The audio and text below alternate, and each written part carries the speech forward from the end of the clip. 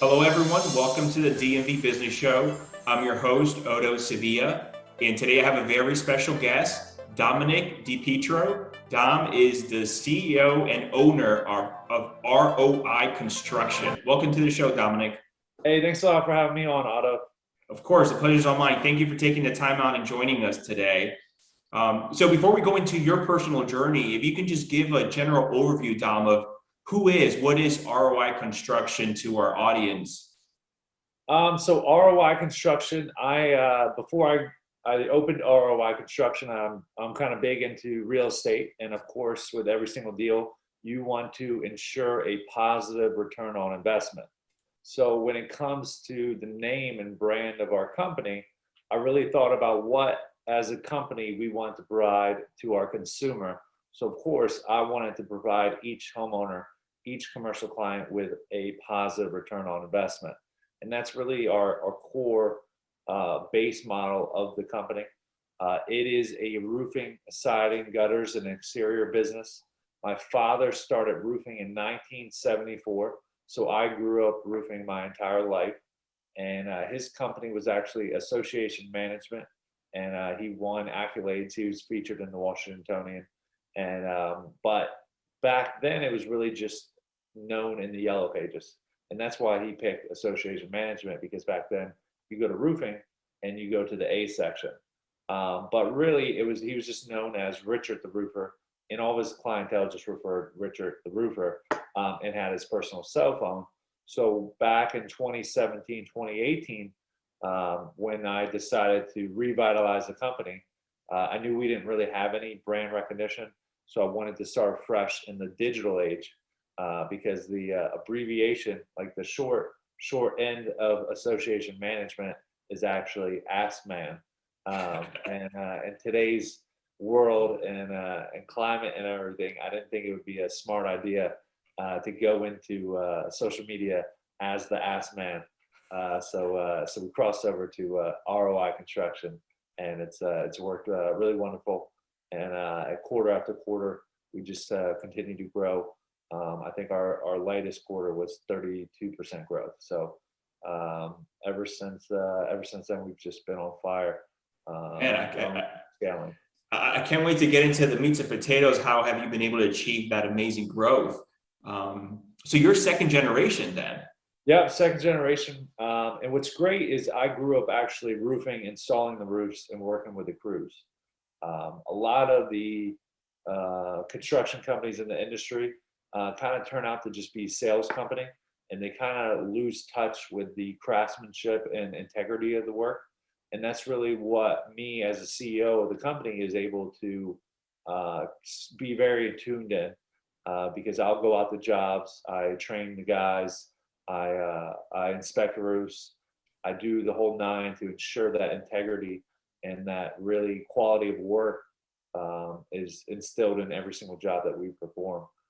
Just like how my father did it back in the 70s and 80s. That's kind of like our big focus, because as you scale and grow, it's easy to lose touch of that if you're not actively thinking and working towards maintaining that level of quality. And I think that really is what sets us apart, and really the key to our success of growing. Because in 2022, you can't hide bad jobs. They'll find you on the internet and let the world know if you're one of those contractors that aren't doing the right job. So we pride ourselves in that. That's true. You actually just mentioned now that many companies are sales organizations, and that is very true. A lot of them just use third-party crews to go out, do the work, whether it's the roofing, the siding, the gutters, whatever it may be. They just third-party it out, and they get some type of margin, because all they do is, whether it's direct marketing, flyers, door-to-door, whatever it may be, to drum up the business. But you don't do that. Is everything in-house for you? Yeah, everything is in-house. All of our crews are our crews. And I can tell you all of our different crew leaders. And I put their pictures on our websites, our social media, stuff like that, because it's very important to me that we don't become that company. Because honestly, I'd say it's almost as high as probably 80-90% of the companies are those sales companies. Mm-hmm. And we always want to be we want to be the gold standard, kind of like how it used to be back in the good old days, so. Yeah, that's true. Well, now we're already getting into the business, but what is there a difference? You just mentioned about 90%, 80% are that sales organization, and you're not. Obviously, with having crews, there's overhead, equipment, vans, trucks. There's a bigger expense on your part, but is it better for you to do it this way as far as doing everything in-house, or what's the benefit of someone doing it the way the majority of them do it right now in the industry, which is they're just sales organizations and they just third party it out? So from a business model, from the business side of things, obviously we take on more liability, more risk, but all that stuff, being in the industry so long, there's ways to train your crew safety and stuff like that to avoid, to ensure, it's like some of these companies that are these sales companies, they don't care about the crew. I deeply care about all of our guys because I came off the roof. So my guys in the office give me a hard time all the time because they say, I like all the guys in the field way more than the office guys. I'm way easier on them. And they kind of, bust my chops about that quite a bit. And it's just because I grew up being on the roof with those guys, sweating, and it's super, super hard, intense work. But yeah, so we take on additional liability, but we do a lot of commercial stuff. So our liability insurance is well over $3 million. And it's just, but what the beautiful part of it is you can really control the quality a lot better. Most of these third-party crews, their whole interest and the whole business model is them finishing the job as fast as possible. And homeowners are always, or even commercial clients are asking us, when's the job going to be done? And I can give them a rough ballpark, but I can't ever guarantee because we're always going to be there as long as the crew needs to be there. We're not going to set a deadline where we're going to hurry and compromise the craftsmanship to get off the job. So it's some homeowners that are used to more like the third party stuff. They are a little like, hey, but once you explain it to them and really let them know what makes us different from these other companies, they come to appreciate it and actually demand it from other contractors. So we do mess up the model a little bit, but honestly, it's a huge key to our success. That's great. So from a consumer standpoint, there's definitely many more benefits as far as dealing directly with a company such as yourself, with the quality of the work, with the service and everything else, right? For sure. We're very big on that. I'm a big fan of many entrepreneurs. It was an old interview of Jeff Bezos, and he said, if you can focus on the consumer experience, long term, you'll never lose. And that's kind of stuck with me, and that also guides me through a lot of my decisions because like we just hired a new person in office, and one of his main primary roles is updating clients at the end of every single day and at the beginning of the day. Oh, wow. You just want to continue to enhance the consumer experience because that's going to yield us the highest positive return on our investment long term. Now, short term, of course, it's going to cost more, so our margin's not going to be as great. But long term, we'll continue to take up share in the marketplace, which will help us continue to grow and dominate, as I like to say. I love that role too, is because you see it time and time again in different industries, whether construction or different types of home services or commercial lines. There's sometimes a lack of communication, but the role you just mentioned, that person you brought in, that's all they do is just communicate with the client as far as this is where we are and this is the timeline as far as when the project's going to be completed. Oh, for sure. I mean, Andrew, he that's our guy, Andrew. He does a lot of other huge things for the company, but that's our one of our main focuses is doing that because literally I listen to the consumer constantly. I still run estimates and leads and really call some homeowners that I can and kind of get feel for things. And it was a couple of years ago. The biggest thing is all contractors, every homeowner has his nightmare experiences with contractors. And one of the biggest things they say is communication, lack of communication, and if we can be better than the market on communication, it'll just enhance our experience. In today's age, we live in an age where you have Uber Eats. If you order a pizza, they even let you know when the pizza's in the oven and when it goes in the box and then when it's going to your house. So we can do that as a contractor. It's what everybody's getting used to. It's Uber, it's Amazon Prime, it's delivery service, DoorDash. It's just the commercial, construction industry is just, I think, slowly catching up. But it's one of my focuses where we can actually lead the charge and kind of do those type of things, and really set us apart even more.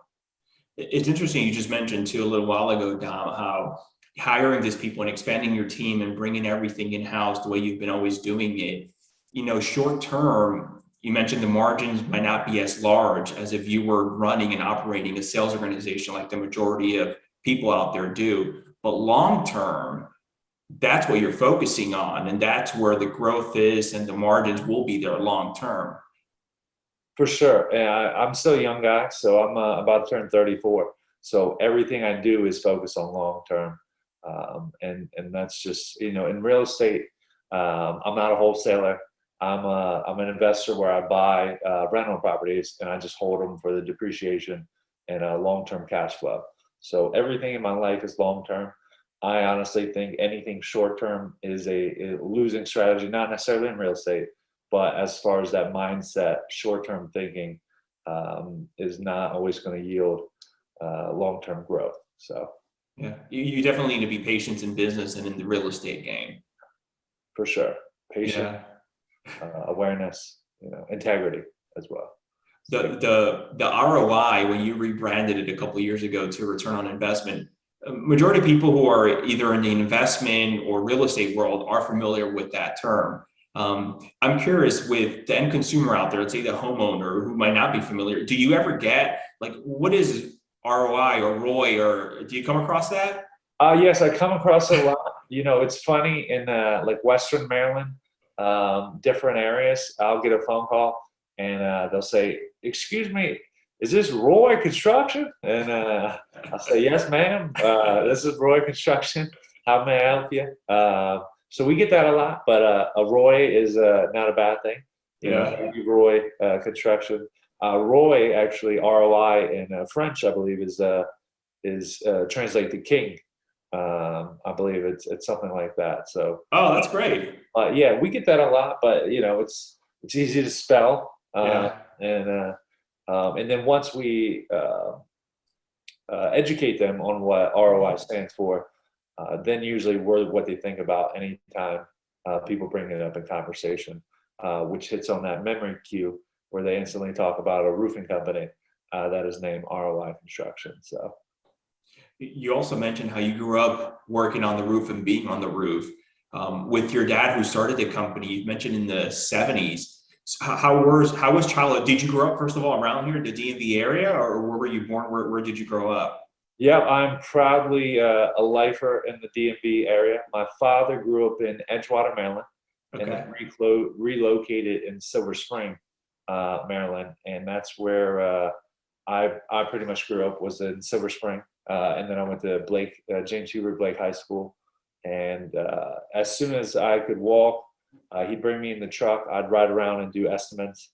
My father was always wanting a companion in his day-to-day work. So he'd grab me, we'd ride in the truck. And back then it was all maps. So I'd hold the map and we'd go from estimate to estimate. And I grew up watching him. And I actually read an article recently where they say when you grow up with parents in a certain industry, you are, whether you're consciously aware of it or not, you actually are learning and observing, and it actually usually computes to that person being way more successful if they go into similar industries because they were around it their entire life. Sure. Whether they were talking about work conversations at the dinner table or just listening to my father be on the phone call, talking to homeowners, or just being a part of it and being in that atmosphere, I think that's also been a huge part of our success that I wasn't even aware of it till I really read the article. And then I thought back and it's 100%, but everything's just second nature to me, where you don't actively think about those kind of things when you're talking about to attributing the success of the company and the growth. And I think that's a huge component. And that's why we proudly represent the second generation, because my father laid the foundation, and I've just been putting all the sticks on afterwards. That's great. Do you have any siblings, or is it just you? Yeah, so I have 4 siblings. Okay. I got but they all kind of went in different directions. Mm-hmm. I was always I never really, school was always too slow for me. And I wasn't I never gave school enough attention, but I was always a hard worker. So I had the most jobs in my family. My siblings were college athletes and stuff like that. And I was kind of the heads down, let's get to work kind of mentality. And no one ever showed any interest. My father actually didn't even have any type of plans for me or anybody to go into the family business. And then 2017, he found out he had cancer. I actually had a different company at the time, a recreational sports business. And when he got cancer, I was driving him to chemo and radiation. And I was like, Dad, is there anything I can do to help you out while you're going through this process? And he had a roof job. And I said, roofing? I was like, man, like, it's hard work, because I was always his $15 an hour laborer. Mm-hmm. And he's like, no, I don't want you to be my laborer. I want you to be my partner. He's like, let's do a couple jobs together. I need help. I got a job going on next week, and I can't do this because of how he was feeling.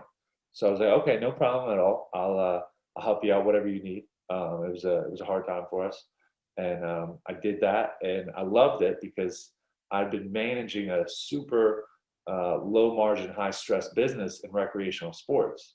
Roofing, it's not as high stress because you're dealing with consumers for maybe 2-3 days, plus having all of the same roof crews that my dad had been working with for 20 plus years.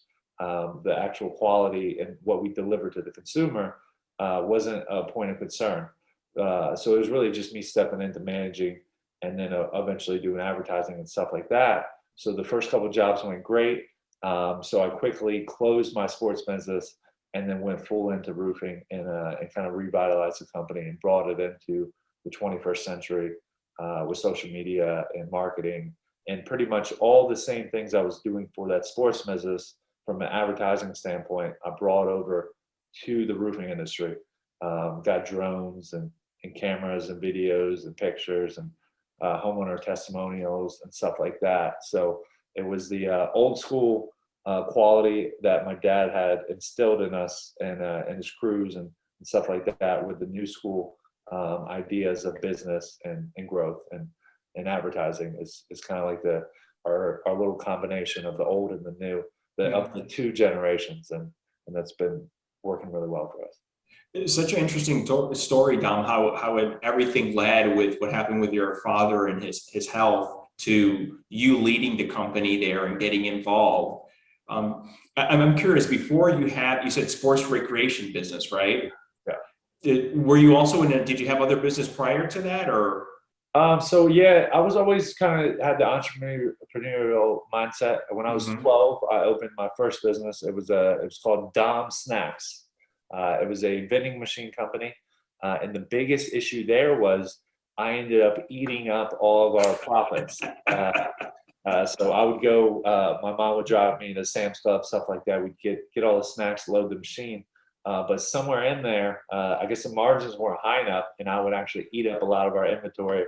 So it was a very good business, taught me a lot, and kind of got my mind thinking more as an entrepreneur than necessarily some other career.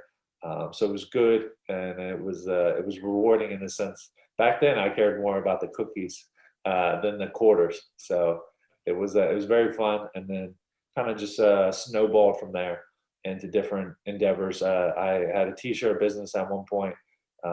We actually, my buddy and best friend to this day, Alex Case, and I were He was at University of Maryland. We were making Maryland t-shirts, selling them in parking lots. Actually, one time, one of the football games were at FedEx Field, and me and him were peddling t-shirts there, and we had security come and try to stop us, and we ended up running away. And then that kind of is when that business fizzled out. They were take all of our inventory. Something about copyright, or I don't know, but it was a fun endeavor, and and the sports business was pretty popular in Montgomery County. It was NRAA sports. We did video highlights, statistics, stuff like that. It was like basketball and flag football mainly, but we had a lot of notable players play in the league. We had Juan Dixon, he played in the league. There was a Dave East, who's a famous rapper now. He played in our league at one point. White Chocolate, who was the winner of MTV's Who Got Game. He was a big player in our league. So it was a lot of fun, and it was a very, very hard business to run because every season you're trying to get more players, and of course player fees and gym fees and referee and stuff like that. You can only charge players so much before they lose interest, and they didn't want to play in the league. So it was a huge step in my career running a business. So very entrepreneurial from the very young age then. Yeah, for sure. It's my mom, she was always a director of company. She was an entrepreneur, so to speak. My father, though, he had his own business. He built houses, did many different things like that. And my stepmom, she also had her own business, minority contracting business, where she supplies labor for government contracts and stuff like that. So definitely grew up around entrepreneurs. So big kudos to them. I'm always interesting to see. Obviously, every person has their own personality and interest. And you mentioned you have 4 siblings, and it sounds like a lot of them were into athletics growing up, and you didn't have much interest in athletics or school. What do you think are some things, Dom, that I guess made you sort of head the entrepreneurial route compared to your other brothers and sisters out there? So I played high school sports, but I was never too interested in it. My siblings are pretty entrepreneurial as well. Oh, okay. I think only one of them has a 9 to 5, so to speak. My older brother, he's big in DC, and he does investment properties pretty much full time, and different things like that. My sister actually lives in Alexandria, Virginia. So there's the V in DMV.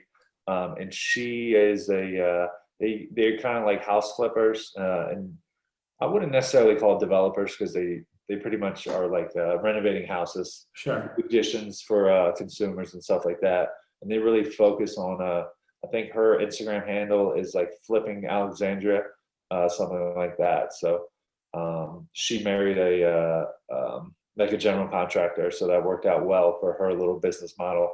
And then my little brother is I'm very proud of him. He's up to 28 multi-units, and he just turned 28 years old. So growing up in that culture of entrepreneurial and real estate investing, my parents were big on that. And Rich Dad, Poor Dad, everybody always asked me how I got started in real estate. And that was really the starting point, reading Rich Dad, Poor Dad, that my stepmom really encouraged us to read, and she was always telling us, save your money. So it was or invest your money is a better way, because saving it, inflation kills you if you just save it. So for a lot of people, that book was sort of their entry point, their gateway to real estate investing. Rich Dad, Poor Dad. Oh, it's a great book. I tell everybody that asks me, read that first, and then you'll kind of understand. It's like it's a whole mind shift.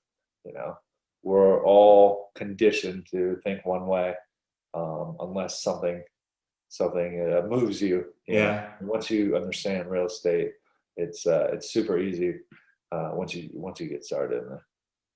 I like how the whole family is basically in the real estate business one way or another. 100%. Bricks and sticks. Yeah. We always like to say, it's nobody's really too big into stocks or crypto. But bricks and sticks is it's kind of, if you had to say everything about the entire family. And it helps being a contractor, because no one really is like, all of my friends and stuff like that, a ton of them became real estate agents. A lot of them became union workers and stuff like that.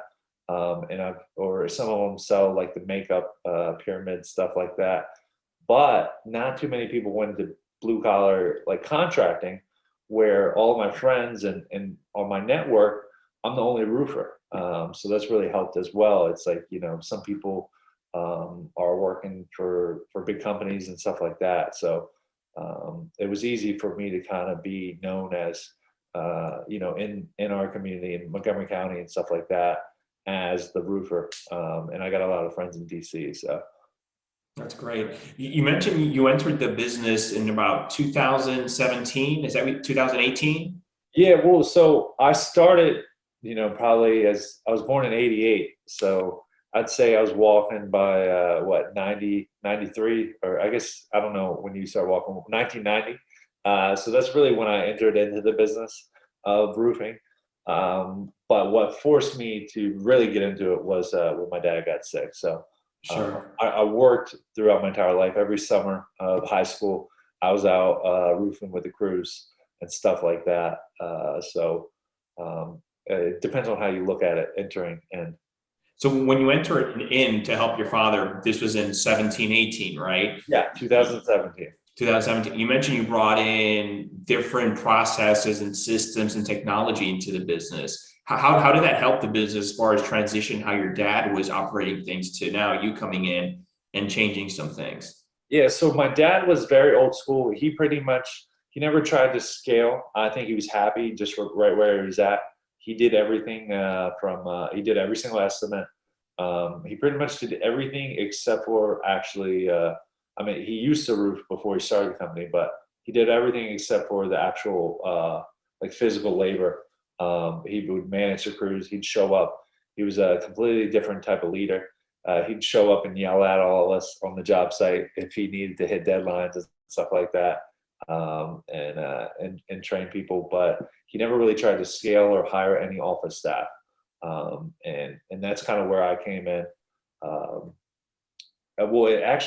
Up until like a year and a half ago, I really didn't have too much office staff either. Because I had that mindset of investing everything back into the company. So I wasn't really prepared to hire salary workers. It was a huge mind shift to do that, to really support the growth. But EOS is a big one, entrepreneurial operating system. I read that book a couple of years ago, and it really got me thinking of systems and in the process of operations, and really kind of mapping out the company of how it needs to be and how everything needs to run and how there needs to be checks and balances and stuff like that. CRM software, every small business, any business should have a very good CRM. That's been critical in our growth, because we were doing like the Google Drive and just spreadsheets and stuff like that, and it was very hard to keep track of. So CRM is critical. We have a media team now, which captures all of our content. Early on, it was just me taking pictures and videos on my cell phone. If you go deep into our at ROI Construction Instagram page, you'll see the early days. It was all me taking the pictures and videos. A lot more selfies of me on the roof and stuff like that. So we just continue to progress and really just have the mindset of getting better 1% each day, and of course that compounds each year, and that's really been a huge key to our success. That's great. So in 17, your dad was the only estimator there. He was going out and I guess quoting jobs, obviously doing everything besides just being on the roof at one point. How big was the team then, and how does it look now? So I'd say the highlight of my dad's career was probably more in the 90s and early 2000s. They were featured in the Washingtonian, and it kind of exploded his business. But it got to the point where he wasn't hiring people to manage all the explosion. So he would scale back and only take on as many customers as he felt comfortable with. So he would have like long waiting lists and stuff like that. And then he kind of just continued to scale back just because he didn't want to grow and deal with the stress and the pressures of overhead as in leverage and stuff like that comes with scaling. So he kept it. So when I took over in 2017, he had one crew, one very small crew, in a truck that he gave me to help me on my way. It was an old beat up Ford truck. And but what honestly was a keystone, like honestly the most important part of the entire thing to help me grow was our lead man, Diego. He is a master craftsman, and he's been with us for 22 years with my father and then myself, which speaks volumes of how great my dad was taking care of him. And he literally, some of the other roofers actually left when I started to come in, just because some people don't feel comfortable working for someone younger than them. But Diego and I are best friends. He was actually a groomsman at my wedding because my dad taught Diego how to roof, and Diego taught me how to roof. So we're very close, and he was critical in those early days. Even now, he's literally, he's like the head honcho of everybody in the field. No one can install roofs. I swear, I've never met a roofer better than Diego. So he stuck with me, and we kind of, I had another job at the time as well. Because I wasn't able to support the growth, actually, and then we kind of just started making a name for ourselves. One thing that's super dangerous in the roofing industry is doing repair jobs, if you, the dangerous part is because you're touching another roofer's work. So you don't really want to charge homeowners to do repair jobs because you charge someone, say, $1,000 to do a repair on someone else's roof. So you fix like one little section of the roof, let's say 2 months, 2 weeks, 6 months, somewhere else on the roof is leaking. Automatically in the consumer's mindset, they're going to call that roofer that was up there last and almost blame them. Hey, it wasn't leaking before you guys got up there. Like, you got to fix this roof, or I'm going to tear you apart on the internet. So I kind of identified that.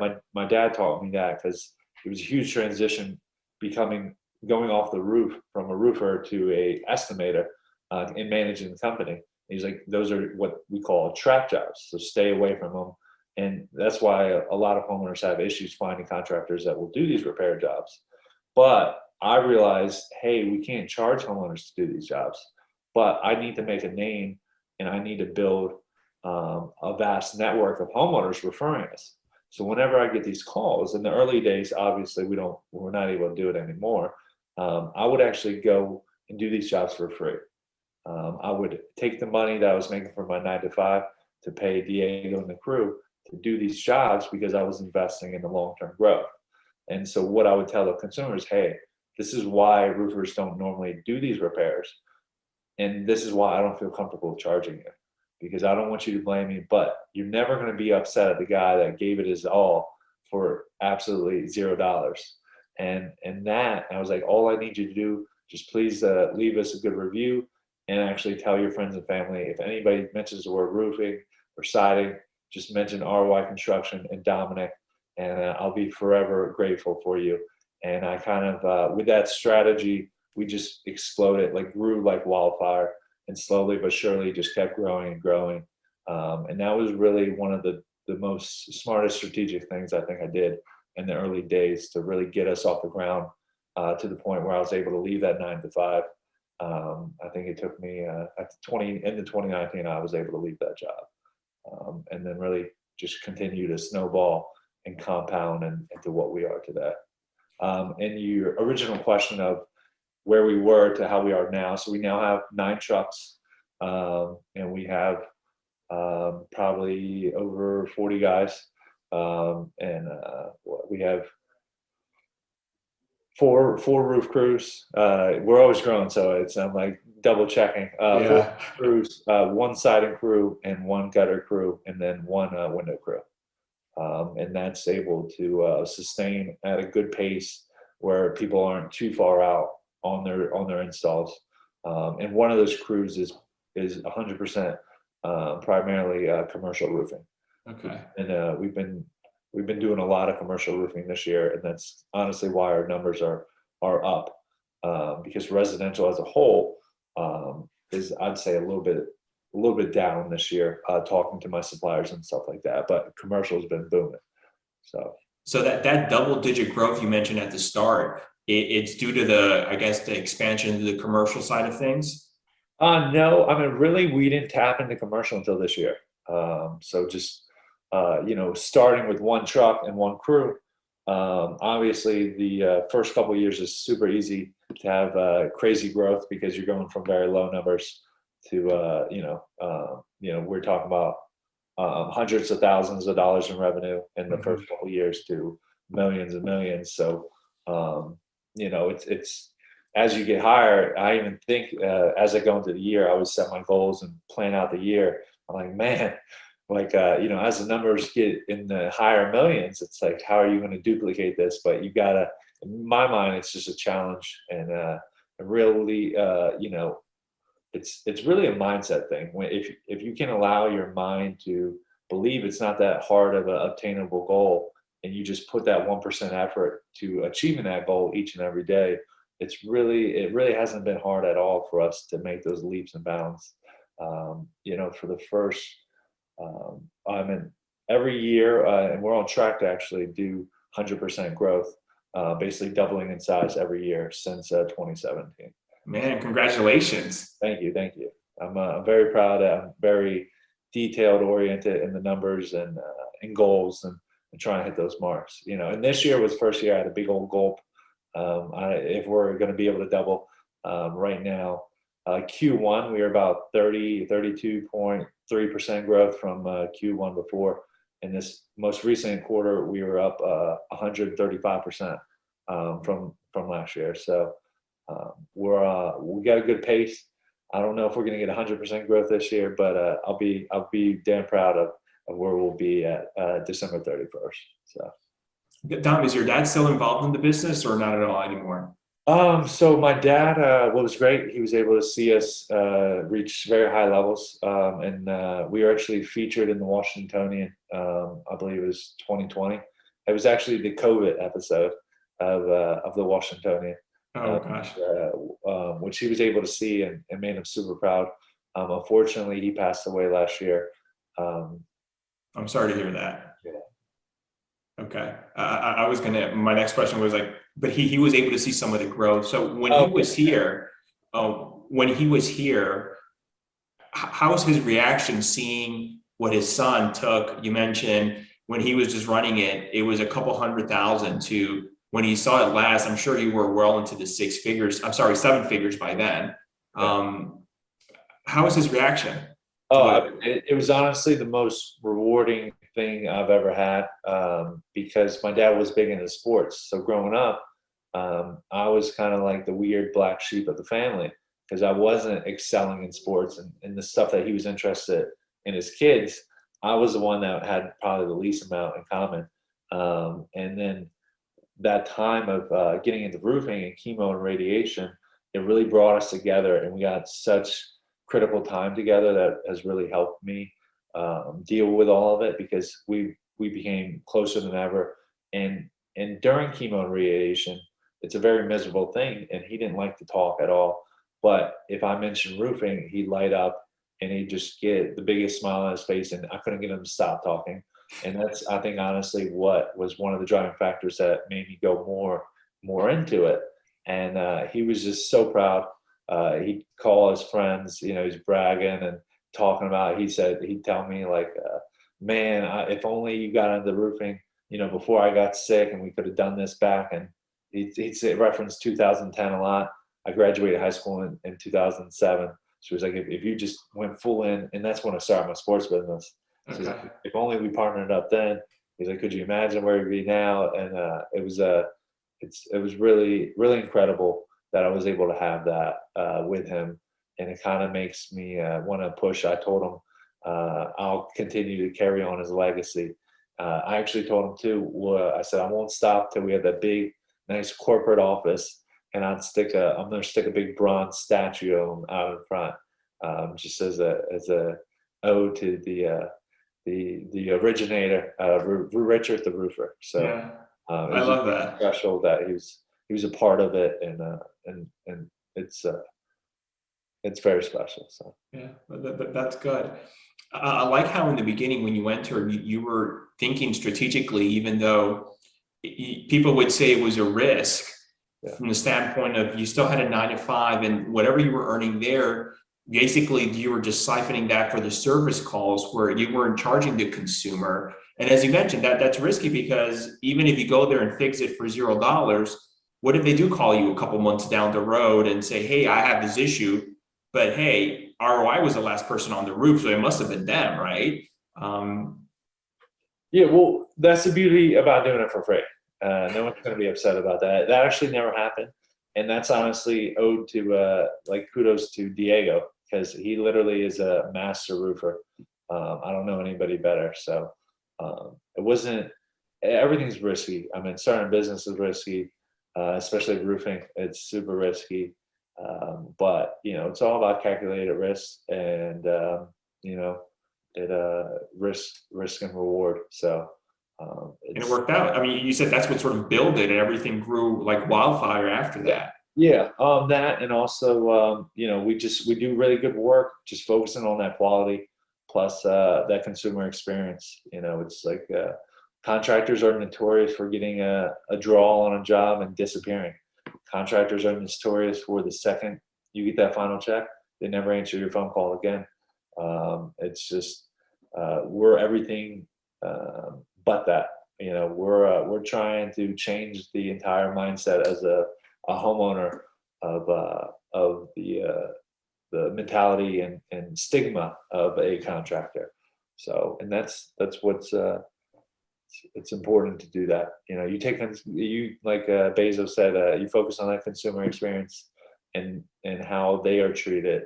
You're never going to lose, because they're going to continue to spread the word and refer their friends and stuff like that. Sure. What would you say drives and motivates you? So I'm really not driven by money. I'm more of a legacy and kind of I love the pursuit of all of it. I love growth. I love seeing how the company growing positively affects so many different people's lives. Everybody that's came to work with me has it, well, at least they tell me, but they want to be here. It's not like they were usually unhappy at their prior jobs. And we are building such a culture and environment where we're kind of that place that everybody's happy to be at, and it gives them quality of life. We work such a large part of our lives, and we are able to change lives. I mean, some of my guys, Diego, especially early on, I always told him, he was living in an apartment, and I always told him, hey, I'm gonna find a house for you. And I was able to buy a multi-unit where Diego and his family were able to move from a small apartment to a four-bedroom house, which is kind of cool. And just being able to have the resources to positively affect people's lives, and it's just it's really rewarding to me. And I just want to continue to carry on my dad's legacy in the industry, and really just make my small contribution of making the world a better place. I wasn't born to be a doctor or a lawyer or a scientist, but my dad always said I was born to be a roofer. And if I can make people's lives better by giving them shelter, a great roof over your head, allows them to sleep peaceful at night, I'm happy living my life, dedicating to that cause, and that can be my mission and my legacy of installing roofs and expanding the business, and kind of just doing it the right way, and not the wrong way. Now, you were mentioning earlier as far as how your team looked. Mostly, you mentioned your field team as far as the crews you have out there.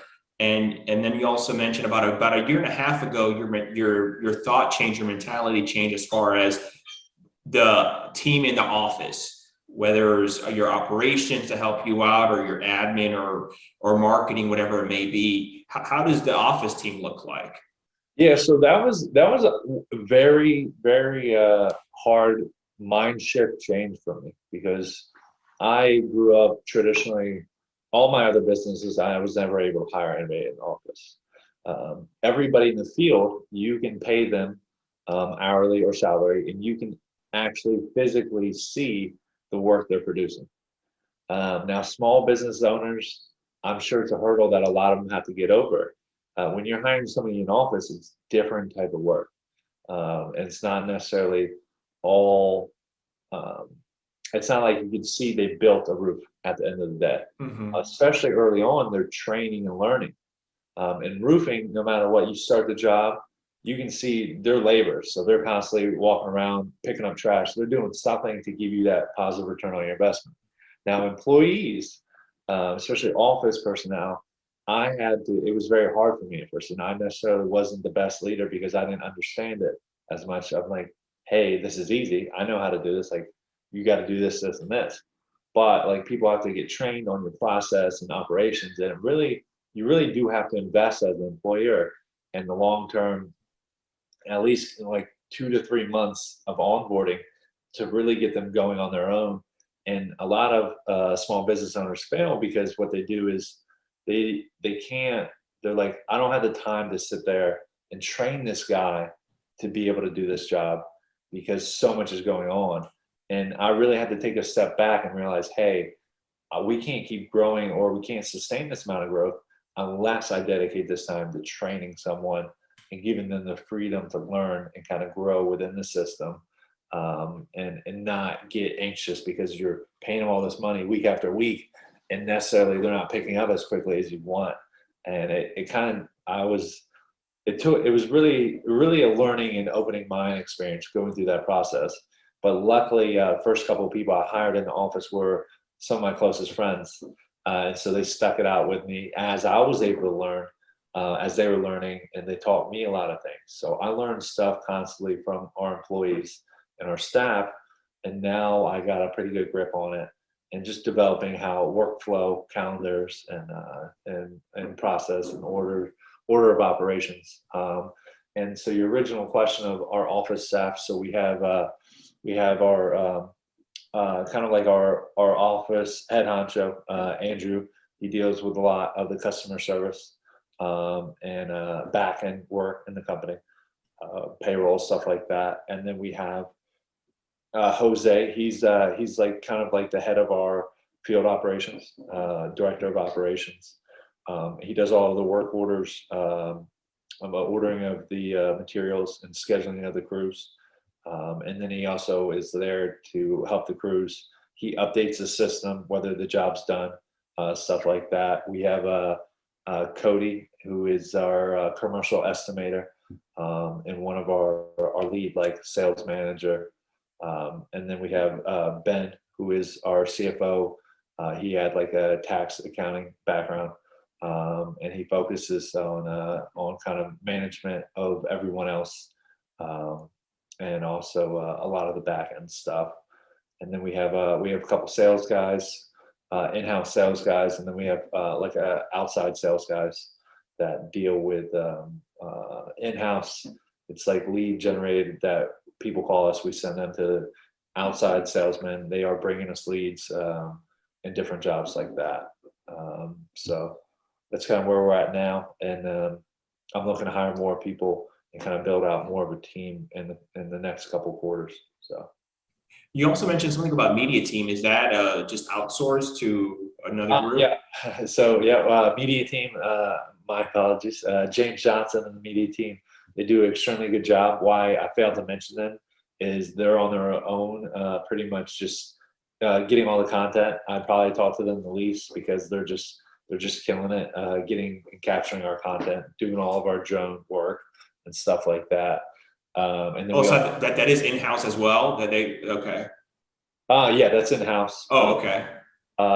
And then we have a SEO guy who does all of our search engine optimization and stuff like that, our website development, and he crushes it there.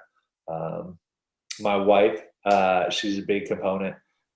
We've been transitioning to get her out of the business fully because we're going to start having babies and all that fun stuff. But she was monumental. I think it was end of 2018, 2019. She actually, she was an elementary school teacher and we were growing, and she was going to get involuntarily transferred. I said, hey, before she didn't want to start all over at a new school, and I desperately needed help, and there's no one you can trust more than your wife. So I was like, hey, please come help me out. And she was huge. We didn't even have a website at that point in time. So she came on, built our website, and really started kicking butt, because I'm very good at very macro, leading the charge type things. But a lot of the finer details, she was a perfect yin to my yang to really get us to a point where we could start being able to invest in employees and stuff like that for the office. So, Sure. Yeah. You mentioned your salespeople and your SEO person. How are most of your customers coming now? Or is it more just direct cold outbound, or are they coming more inbound, reaching out to you? How does that look? So it's a mixture. So I'd say large part, I think it was Elon Musk that said, Google is the mountain you will never be able to move, but you can hope to climb. And that's a large focus. We hope to climb Google constantly, and that's really a lot of the direction for ad spend and stuff like that. And that's where our SEO advisor pushes us towards. And then there's another lead source category, which is Dom's network. So I have a large referral base of people that just refer us, and I've built relationships with where that's a large part of our business as well, just quality of work and recommendations and stuff like that. So that's a large part of our business. And then Cody's been working on commercial estimating, so he's on bid sites and doing stuff like that. Okay. So That's good. If I'm curious, do you have any specific habits or traits you feel, Dom, that have helped you, whether for the business or personally? for sure. I'm in 2016 is really when I took a hard look at my life of where I was and where I wanted to be, and kind of I call it, I had to rewire my entire brain and everything I was doing. Back then I had a poor me kind of like excuse mindset, and then I kind of adapted a new mindset, which I like to reference, is that nobody cares, work harder kind of mindset, where I dropped all the excuses and only focused on what I could control. And that really started with waking up at 5 a.m. in the morning, working out, and then starting the workday right after that. Investing in myself in audiobooks. I don't really read. I'll buy a book after I listen to an audiobook as more of a trophy, because it's nice to see. I like milestones and stuff like that of books I've read or listened to audio wise.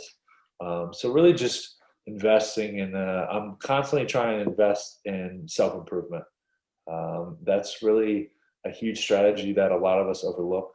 I've kind of lost touch with a lot of different things, meaning what desires and wanting to buy certain things. It's more so self-development and growth is really what I focus on. And of course, discipline is the biggest foundation to be successful as an individual. Without many mornings, I don't want to wake up at 5 a.m. Some nights I can't sleep because I'm so excited about what's going on in the business or what I have to do the next day. But whether it's 2 hours of sleep, 3 hours of sleep, you got to wake up at 5 a.m. Many people love the excuse of I don't have enough time, and it's funny when I hear that. I don't know if I get a big old smile, because if you think about that, everybody has the same amount of time.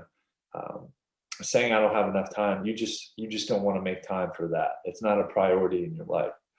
Everybody has enough time to make time for what they want to do. It's just a matter about, do you want it bad enough, depending on what your goal is or what that ambition is. So it's really just dedicating the time, staying disciplined, and doing the right thing. Integrity is my highest core value. If you do the right thing, you're never going to lose. I don't know where they say the nice guy finishes last, maybe in relationships, but I don't really see that being the case anywhere in any part of my success, because being nice, doing the right thing, has never will lead you the wrong way. It's just a mixture of doing the right thing, staying disciplined, and putting the work in. How bad do you want it? If you don't accomplish your goal, it just means you didn't want it bad enough. So. Very true. What was it in 2016 that made you sort of switch your mind, or what you were going through then, to drastically change your life and the way you saw things? So when I was a child, I was super ambitious. My whole life, I've been extremely ambitious. I don't know where it came from. I'm far greater ambitious than anybody I grew up with or anything like that. And in 2016, I've always been the dreamer, but I was always very hard worker and a doer, but I just wasn't doing the right things, meaning I didn't have the education yet. Kind of like in life, you have to learn and experience things to have those tools to start to build wealth, or to invest in properties, or the knowledge or know-how. And it kind of was at that point in my life where I was kind of at that point where I learned so much, living and aspiring for so long. And then I was finally able to, I graduated community college. So it was kind of like that part of my life's over. I'm not going back to school, because I went to community college for 7 years on and off, working throughout the entire time. And I was just like, hey, let's just get this associate's degree that no one's ever asked me for since I graduated, and then take a hard look at the mirror. I was actually like 300 pounds at the time, and kind of like in a dark place in my life. And actually, Gary Vaynerchuk, I attribute a lot of it to him. I started listening to his stuff. He's very no excuse and very preaches self-awareness. And he honestly helped recondition my mind back then. I literally listened to every single thing he had on YouTube, podcast. I just ate it all up. And I did that probably for at least a year, reading different books. My wife was critical. She hung up different mindset things around the basement, my mom's basement where I was living at the time. And I literally had to rewire my brain and recondition it to think and do and act completely differently. And that's really when I started taking off. And I started, I was working almost 3 jobs. I started working 3 jobs and just saving. I told my wife, I said, we're not moving out of my mom's basement until we buy an investment property that will pay for our personal house to live in. I think the biggest thing and advice I can give to any young person or anybody really, don't ever buy a personal house before you have a rental property that pays for your personal house. Because buying that personal house is the biggest thing that puts you deeper into the rat race. And that's reference to Robert Kiyosaki's Rich Dad, Poor Dad. You buy that personal house and then you have this huge mortgage payment. I guess my first mortgage payment was about $2,000. And if you're working backwards where all your paycheck and stuff is going towards that mortgage payment, it's super hard to get started. But really what elevated us very quickly is before I bought a personal house, I bought a 4-unit multi-unit. Mortgage payment was about $1,900. This was back in 2017. Where'd you buy it? And actually, when I put the offer in, I didn't even have enough money for the down payment. But everything I was reading is like, you just got to do and figure it out. Yeah. And luckily, it was a short sale. Okay. So I was able to, the short sale took almost a year. Oh, wow. So it took almost a year, and I needed $28,000 to get this first property. And I was able to save up the money because it was back and forth negotiations. I got it under contract right away. And with a FHA HUD loan, I believe it was, first-time home buyers. And I was able to, I got that down payment by the time We finally settled. It was on the market for 240. I negotiated down. I got structural engineers, the whole nine. I found out the bank only owed 135K on it. And so I was able to get them all the way down to $139,000 for a legal 4-unit property, very unique property. I got the construction loan tied into the financing, probably ended out the door at 300K with all the improvements. And then my mortgage payment was right around $2,000, like $1,900. And then it cash flowed $5,000. There you go. So right away, I was set. I bought a house down the street for $2,000 mortgage payment. It was like a 270K house. Is this in Maryland or where? Yeah, Maryland, Savage, Maryland. Got it. Okay. And then so I was able to live for free. And that really gave me the courage to leave my day job and go full into the roofing business. Because I knew no matter what, with the rental property and my personal house, I could live. No matter what, I'd be able to make some money doing something like in my business or go backwards if I had to take another job. But I had the courage because the ledge I was jumping off really wasn't that high off the ground, because I didn't have mortgage payments and big car payments and student loans, because I took only like 1 or 2 classes at a time. I had nothing to scare me to jump off of that ledge, because I was able to navigate and move very strategically where financial pressure wasn't an issue. And honestly, that rental property is one of the most monumental things to my success, because you start off in negative. See, the bank, if I bought a personal house first, which people don't understand, the bank's not going to give you money to buy another house as easily.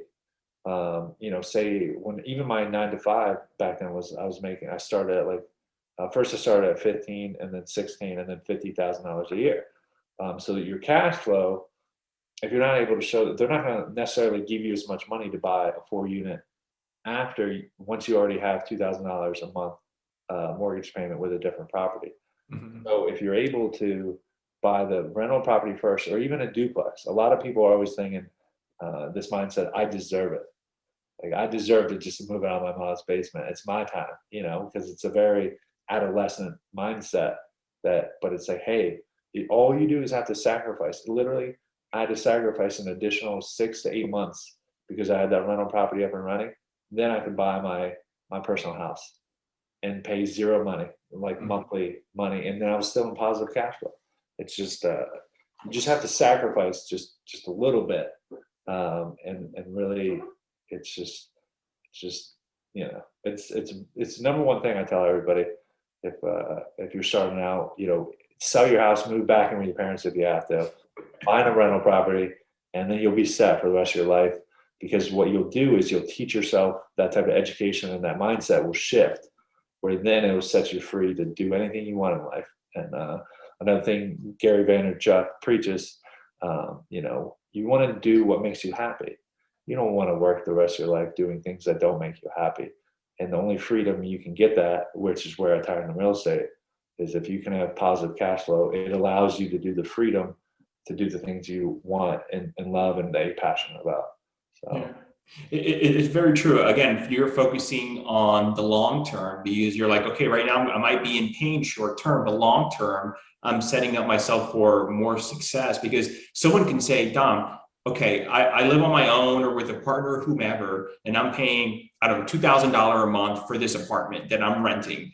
And then they're like, Don, I'm tired. I want to buy my first house or condo or whatever it is. I want to buy my first property. And that $2,000, instead of going for the apartment owner who owns this big multifamily property, I want it to go to my mortgage, and that's it. But you're saying, no, stay put, save, and buy an investment property first. Yeah, well, so I do realize not everybody can live in their mom's basement. True. So having the rent, that's a whole nother scenario. I have other people I love in the industry, like Grant Cardone. He's a big mentor of mine, a social media mentor. I met him once at a Conor McGregor fight, but that's a whole nother story. But he says moving to your uncle's house, your auntie's house, you know. Okay. Find someone that'll let you live there for super low rent, whether it's a hole in the wall, whether it's one room. You got to sacrifice whatever you can, so you don't have negative cash flow, so you can buy something that can get you out of where you're at. You know, you got to sacrifice. It's and without sacrificing, you're not going to achieve a certain level. You know, it's kind of what separates the different classes and stuff like that. So it's just different mindsets. You know, it's all rich dad poor dad stuff. You know. Yeah, no, that's very true. What would you say is your biggest challenge with your role today at ROI Construction? Biggest challenge. I mean, I love challenges, so I don't really look at too much as challenge. I mean, everything is a challenge. You know, it's exciting challenges. It's just really, I think the biggest challenge, with the biggest muscle I've had to use in my brain this past year is really when you're growing, you are constantly, you make money and then you're spending it the next day. So, and plus when you're growing very fast, your money is completely, it'll deplete very fast, because even if you're taking on a whole lot of work and people don't pay you, like our commercial clients, they don't pay you for 30 to 60 days. You know, you got to make sure to, one, keep enough money on hand. So all the employees are paid and everything like that. All of the material bills, everybody you work with is paid first. And then the business owner, like you'll see the accounts look super low, but that's just because all your money's out there working for you. And it's super different because a year and a half ago, 2 years ago, when it was just me and my wife, the bank accounts looked good. We weren't growing as fast, and me and her were doing all the work, all the office work. So it was like it's going from looking like the bank accounts were nice and full, and you're comfortable and you feel safe and secure. But now when you grow super fast, it's a whole nother thing. You see the bank account go completely super low, and then it'll be up, and then the next week it'll be down because you got to pay your material bills. It's just another one of my favorite things is you have to get comfortable with being uncomfortable. If I'm not uncomfortable, I'm not doing enough to grow or to push myself to that next level. So that's been the hardest uncomfortable mindset, because with all my investment properties, I now have over 5 investment properties that are all cash flow. All those accounts look great and stuff like that. But like the rest of my life is, you know, I'm leveraging and stuff like that to continue to grow and push the narrative. On paper, we're doing great because, you know, we're growing so much in all these jobs, but all your money's constantly being used. So it's like, it's huge uncomfortable level of, it's just a new chapter in my life that I've never had to face before. Because when you only do a slow, steady pace of jobs, you finish your job, you get paid. You do the next job, you get paid. Then it should just be up, up, and up, you know. But the bigger the jobs, I mean, we're doing jobs, you know, $500,000, $1 million contracts, stuff like that. You know, it's a whole new territory. So, yeah. Like Grant Cardone says, it takes courage to build a business, to grow the business. Oh, for sure. And yeah. You know, you got to continue, just keep spending. It's so weird, but you just have to, the second you get money, you just got to spend it to make more money. And you got to spend on the right stuff. And it's very weird. It's very weird to get used to that, because if you don't spend it, and that's why I referenced earlier, saving versus investing, you don't really want to just stick it in a savings account, because inflation, you're losing money every single year, especially in the recent years. But real estate, different things like that, your business. And that's another thing I learned in the past year is every single year I've taken most of my money and invested in real estate. But what I've realized, there's no higher return on your investment than investing in your business. It gives you way higher return than real estate when you do the math and everything like that. So this whole year, I like to do many things at once because it's just how my brain works. But I've had to sit on my hands and not buy any real estate. So far, last November was the last time I bought a piece of real estate, and I've just been going nuts because I look at the real estate every day like it's social media. Just scrolling through Redfin, Zillow, LoopNet, like the commercial sites and different things like that. But it's really, this has been the year of investing in my business, which is nice. It's really it's kind of what I need, because I realize I don't want to deal too much with the smaller 4 units, and the Airbnbs are great, but I really want to get into buying 100 plus, 1,000 plus multifamilies and stuff like that, where I need a lot more capital. And the way we're going to get there is by growing everything else.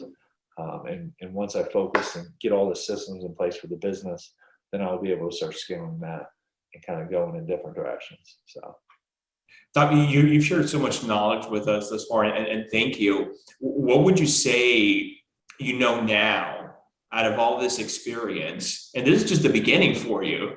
Yeah. That what do you know now that you wish you would have known at the start of your career? Which age? The start of my career is a very odd number. I'd say the biggest thing to any young entrepreneur, or anybody young, the biggest things I see people fail at is they're not patient enough, especially in this day and age with all the pressure they see on social media, of how easy it is for people to make this money off of Bitcoin and stuff like that. You have to be super patient. There really is no quick ways to success. It's really just putting in the work in and doing the right things year after year after year, and it just compounds. I didn't start to see any real type of success until really 2019, 2018. I guess that first rental property was kind of cool. But I literally I started my first business, my first like adult business in 2010. And every day I was teaching myself and working my face off to try to make it. But it took me over a decade to really learn how to make it and do the right things. So patience is honestly one of the biggest things. Don't get caught up on all this hype in social media. Don't get anxious that like people try this new idea because they think it's going to make them rich.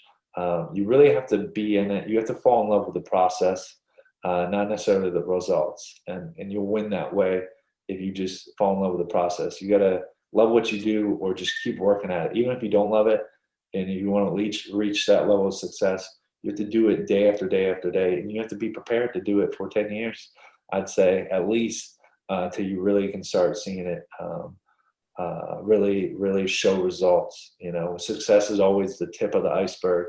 Everything else is a mountain, a body of work that was underneath the surface. That I think a lot of people, I don't think they understand that part of it. It's no one, just, you know, anybody. LeBron James didn't become LeBron James without playing basketball his entire life. There's no quick ways about it. So patience, and of course, buy that rental property before you move out of your mom's basement. All great advice. Coming to an end here now, Dom, you know, what does the future look like for you in ROI Construction the next couple of years? So I have giant aspirations for the future of the company. I think what we'll do, I don't necessarily always like putting all of our information out there, but we're definitely going to open up another branch in another location. There's a huge demand for it. And also to help us continue with the kind of like the operations and stuff like that. So we'll open another branch in another location, and then we'll also tap into another industry that is quickly emerging, that there's a huge demand for. But you know, you'll have to just stay tuned. And if anybody wants to follow me on my personal page on Instagram, it's at RealDomD. I started that back when I was a young guy, and I tried to get Dom D, because that's what people called me back in high school, but there was none. So Real Dom D on Instagram, and I continue to post and just document my process. Is really what I kind of do on social media. Just document my process of everything I do to kind of get to where I'm trying to go. So. That's great. When you're not busy working and building the company, what do you like to do for fun in your free time? So Honestly, I really never tapped into fun as much until probably the past 2 years. I was a workaholic. I'd skip family events. My wife, thank God for her, because early on we were very disciplined. Like we go out to dinner. I said, hey, it was rare we went out to dinner. I said, look, we're not ordering appetizers, and you can't order alcoholic drink because really you have to save everything to reinvest. But recently, I bought a waterfront property last year, June of last year, as an investment property for Airbnb. Now, with this property, it has a dock on the South River in Riva, Maryland, right next to Annapolis, and it came with a boat. So I was able to negotiate the boat in there, and so we got this boat. I thought I was going to rent it out and to make more money, and then I got the boat, and I just loved it. The second I pulled off from the dock is like the only time I've never not been able to think about work. But when I'm out there in the water, it's just peaceful, and I'm just happy, and I'm not thinking about work. So that is honestly one of my greatest joys, and that's a hobby. So I enjoy getting down in the water. Plus, it's great for networking, bringing clients and stuff like that. You'll have to come out with me sometime. Sure. I'm sure you'll be bringing me some roof referral jobs soon, and then we can pop a champagne or something on the boat and have a good time. I love that. You were just mentioning earlier your personal Instagram. If people want to find out and learn more about you and ROI Construction, Dom, where can they go to? So we have all the ROI Construction handles at ROI Construction. Our website is at pretty much anywhere you type in at ROI Construction. Facebook and Instagram are big ones there. And then you can find me on Facebook or LinkedIn. I'm very I kind of just post whatever I feel like. That's kind of like ode to Gary Vaynerchuk. I upset a lot of people on LinkedIn because I treat it like Instagram and Facebook. And they're like, you're not supposed to post bathing suit stuff, party stuff on LinkedIn, but it's attention is a huge commodity, as you know, with your own podcast. So it's for sure. So Facebook or Instagram. Instagram is real Dom D, and then Facebook, I think it's just Dom DiPietro, and yeah. So Perfect. Dom, thank you so much for taking the time out and being on the show today. Really appreciate it. Hey, no problem at all. It's been a pleasure, Otto, and I would love to know about you, but I guess we're wrapping up here. But me and you will connect outside of this. So I love everything you're doing. Keep it up, man. I know you're doing the right stuff, and I look forward to a relationship and keeping in touch. Definitely, man. I really appreciate it. And also make sure to give us a call, 1-833-ROOF-ROI. So there you go. What is it again? What's the phone number? Our phone number is 1-833-ROOF-ROI. There you go. Thanks again, Dom. Hey, thank you. Have a good one. You too.